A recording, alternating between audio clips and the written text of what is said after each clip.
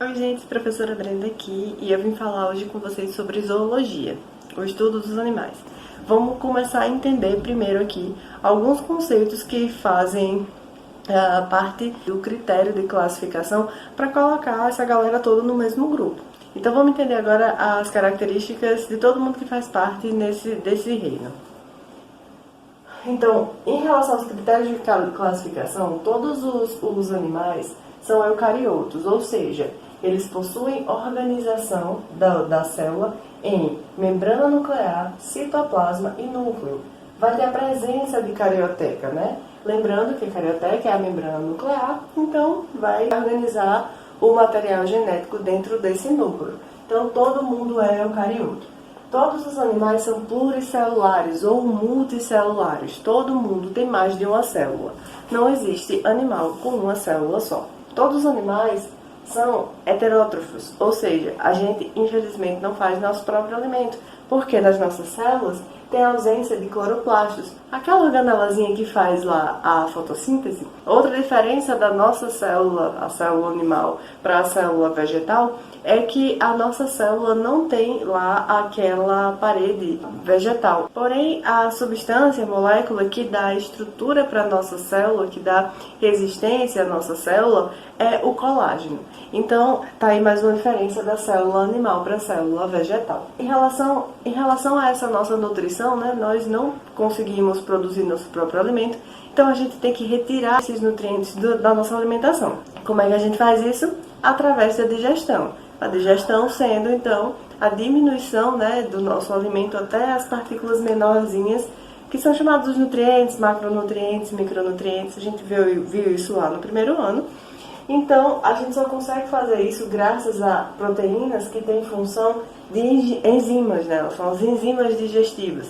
Então, essas enzimas digestivas vão quebrar os alimentos em porções menores, aliado à digestão mecânica, né? A digestão dos dentes. Em alguns animais, o próprio intestino tem estruturas que fazem com que haja uma atração mecânica diminuindo a comida em menores porções, exatamente para que as enzimas possam ter contato ali com a maior parte de porções desse alimento para poder digerir quimicamente. Enfim, acabei de explicar então o mecanismo da digestão, que é o mecanismo que a gente faz exatamente porque não produzimos nosso próprio alimento. Ainda em relação à nutrição, a nossa substância de reserva é o glicogênio, enquanto lá nas plantas, a gente falou várias vezes, né, a substância de armazenamento é o amido. Então aqui na gente o glicogênio ele é armazenado tanto nos músculos quanto no fígado. Então esse glicogênio está estocado lá para quando a gente precisa de energia rápida, porque acabaram os estoques de glicose dentro das células, é aqui que o organismo recorre a essa fonte de energia. Os lipídios também são nossa fonte de energia, mas não tão rápida e acessível quanto o glicogênio muscular e o que fica no fígado. Porém, em alguns animais, os lipídios são super importantes como fonte energética lá na barriga da mãe, ou melhor, dentro dos ovos. Por exemplo, nas aves, os ovos não ficam dentro do corpo da mãe. Os ovos são independentes. Como é que aquele serzinho que está se desenvolvendo ali, o embrião, vai se desenvolver se ele não tem como se alimentar ainda? Nós mamíferos não temos muito esses problemas porque a gente se alimenta através do cordão umbilical da mãe, né, que fica ali ligado até a placenta e a gente consegue ter acesso a esses nutrientes. Nos ovos das aves, por exemplo, existe essa substância de gordura chamada vitelo, que vai nutrir esse embrião até que ele possa sair do ovo. A gente gosta de chamar isso aqui de gema. Então, outro critério, né, que se analisa para classificar os animais diz respeito à reprodução. Pouquíssimos animais se reproduzem pela via assexuada.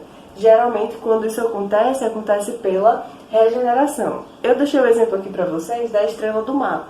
Se a gente pega uma estrela do mar e parte ela em 5 pedacinhos, botei 5 porque foi o que deu para desenhar, mas se a gente consegue dividir ela em vários pedacinhos pequenos, cada pedacinho desse vai se transformar em uma estrela do mar nova. Porém, ela não tem variabilidade genética. Então, no reino animal, a maior parte da reprodução acontece pela via sexuada, gerando uma maior variabilidade genética. Então, na reprodução sexuada, que envolve, então, mistura de gametas, né, do pai e da mãe, eu tenho uma fase diploide, que é a fase dominante. Estamos aqui vivendo, somos todos diploides, com exceção dos nossos gametas, que tem metade da carga genética das nossas células. Então, é a fase haploide. No caso das plantas, existiam ciclos haplo, diplo, biontes. Então, tem uma fase haplonte e uma fase diplonte. No caso da gente, temos as duas fases, porém, a diploide, a diplonte, ela é a fase dominante. Então, quando a reprodução vai acontecer, acontece por conta da fecundação, que é o encontro de gametas. O espermatozoide com o óvulo vai formar a nova célula, que chama ovo-zigoto, zigoto ou ovo, enfim, célula primordial. Vai sofrer várias divisões que a gente estuda na embriologia. Mas calma, essa fecundação ainda pode acontecer de forma externa e interna. Externa, vou deixar passando aí o exemplo na minha cara dos bichos que fazem isso, né? Então, por exemplo, os sapos fazem isso através do amplexo, né, que é chamado, que é o abraço, onde o macho estimula a fêmea e ambos colocam os materiais genéticos na água para esses materiais genéticos se encontrarem e rolar a fecundação. Os ouriços do mar fazem a mesma coisa, porém não tem o ritual do abraço. E os peixes são outros bichos que são exemplos também de fecundação externa por fazerem o mesmo mecanismo. Colocarem o material genético, os gametas na água e esses gametas se encontrarem para que ocorra a fecundação. Tá, então a gente viu as características que todos os animais têm. Agora a gente passa para tentar enxergar um pouco dos critérios de classificação de alguns animais como tendo ou não tal característica. Esses critérios de classificação tendem a comparar, né, os animais, então são todos de ordem comparativa e basicamente são divididos em embriológicos, analisando lá o desenvolvimento desses bichos dentro da barriga da mãe, dentro dos ovos, enfim, e critérios anatômicos para tentar compará-los. Hoje em dia a gente ainda tem mais comparações moleculares, que a gente consegue analisar sequências de DNA, então a gente pode ver quem é que está mais próximo de quem em relação ao material genético, mas como a gente não tem como ver isso aqui no quadro, vamos se ater um pouquinho em relação a esses aspectos mais gerais da embriologia e da anatomia. Então, em relação à embriologia, todos os animais eles vão ter tecidos, e aí a gente tem que lembrar daquela coisa, né? Células formam tecidos, tecidos formam órgãos, órgãos formam sistemas e sistemas juntos formam o corpo como um todo. Esses tecidos eles estão presentes em quase todos os animais, com exceção de um filo, que é o filo dos poríferos. Como principal representante temos a esponja, aquele que inspirou Bob Esponja. Então, todos os animais, com exceção dos poríferos, possuem tecidos. Todos os animais são chamados metazoários ou eumetazoários. O termo metazoário é mais usual, é mais comum nos livros, mas vocês podem ver eumetazoários também. O eu, vocês já sabem que significa verdadeiro, né? Então, tecidos verdadeiros. E os parazoários são, então, esses animais do filo porífera que não possuem esses tecidos. A gente vai ver melhor como é que eles se comportam. Se eles não têm tecidos, então não tem células específicas fazendo certas funções, então como é que danado eles se alimentam, como eles vão jogar as substâncias que eles não querem fora, como isso tudo vai acontecer. Para analisar o desenvolvimento dos animais na barriga da mãe ou dentro dos ovos, a gente precisa entender primeiro, desde o primeiro momento, né? Desde o momento da fecundação.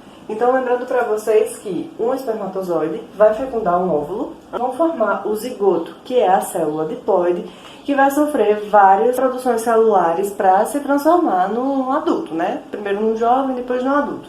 Então, essas transformações, elas são progressivas, ou seja, no primeiro momento vai acontecer uma mitose, então a célula, o zigoto vai sofrer mitose e vai se transformar em duas células iguais a elas. Cada uma dessas células também vai sofrer esse processo e cada uma vai formar mais duas. Então, num segundo momento, eu tenho 4 células formadas. No terceiro momento, eu tenho 8 células formadas e assim por diante. O primeiro estágio, onde eu tenho várias células que vão sofrendo essas divisões. A gente já vai chamar essas divisões de clivagens.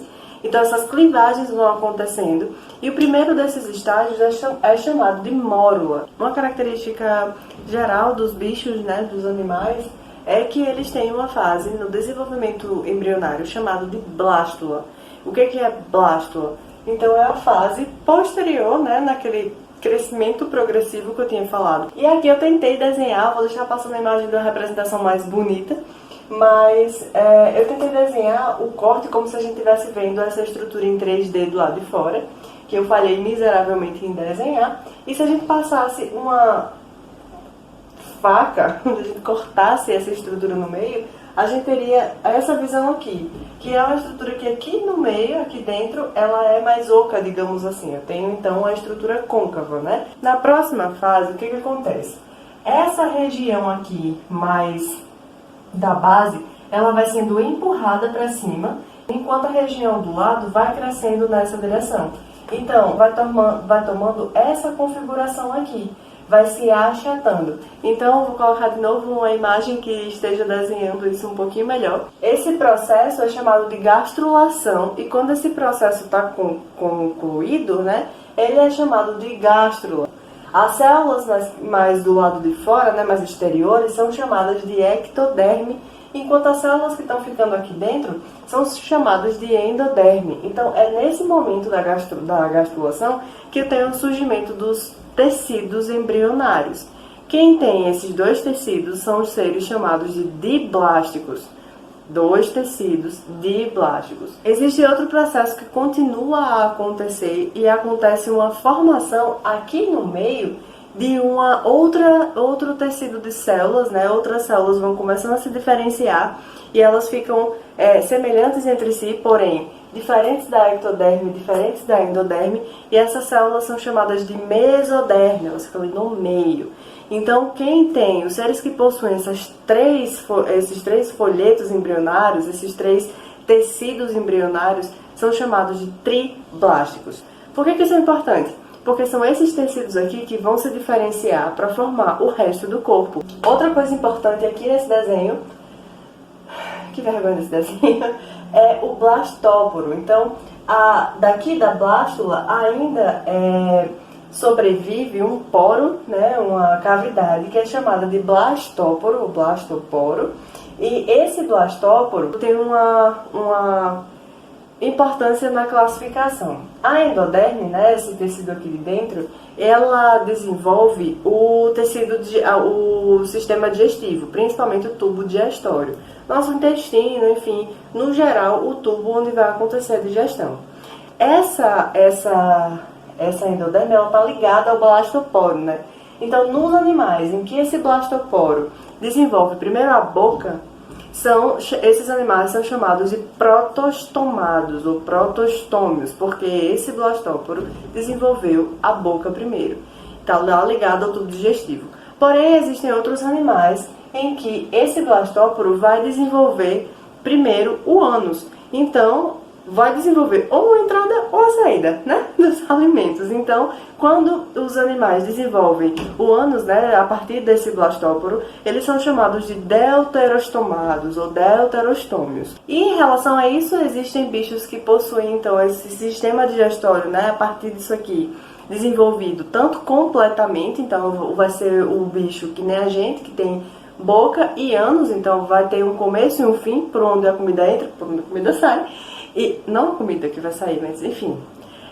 E existem animais em que isso não acontece, não tem essa digestão completa. Por onde entra, vai ser por onde sai. A gente vai ver isso melhor. Então, como sempre, vai ficar passando aí as atividades de vocês nas próximas cenas. E até o próximo vídeo. Tchau!